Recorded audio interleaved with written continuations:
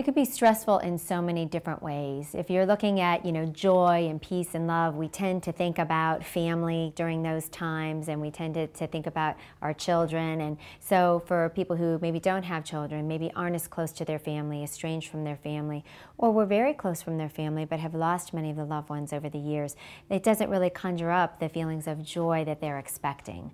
So, on that hand, it really can be very stressful. But even if you have a wonderful, intact family, there's the pressure of making the perfect Christmas, having the perfect meal, buying just the right gift. That can be very stressful too, as you push yourself to try and reach everyone's expectations. And that's pretty impossible. Whenever you're having a gathering, you're never going to make everybody happy all of the time. So there's lots of different reasons why it can be very stressful.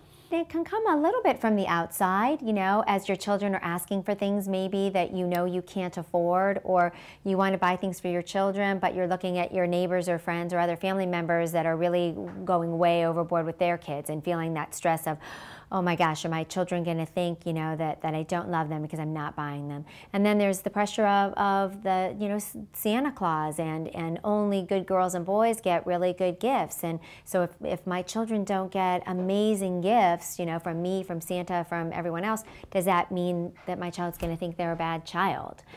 So there is stress from the outside, but there's also the stress that we put upon ourselves, to try and make it the perfect holiday, to do just that one extra thing over and over and over again. Sometimes it's really hard for folks to set the limit and say, this really is enough and this is okay.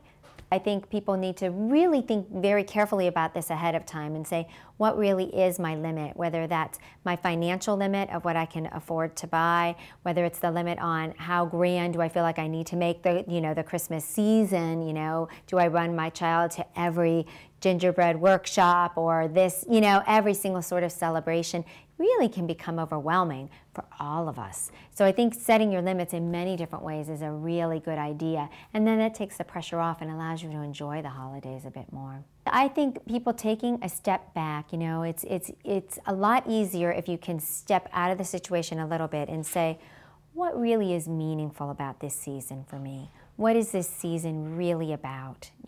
Is it about love and family and just having time together? Well, then let's focus on the things that promote that.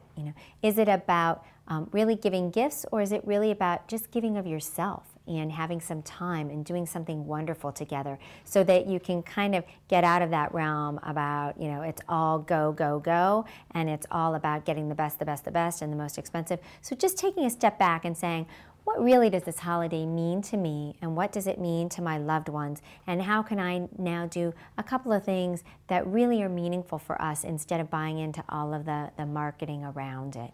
So I think that's a really good step. And then stepping out also and looking at the finances very critically and saying, okay, where do I set my limit? So I'm not overdoing it, and then come January, February, realizing, gosh, I don't have the financing to pay off what I did at the holidays, or that, gosh, my financing is now so super tight, I can't afford to do these other things that I really needed to do or wanted to do. So I think the nice time out, taking a breather and regrouping is always good.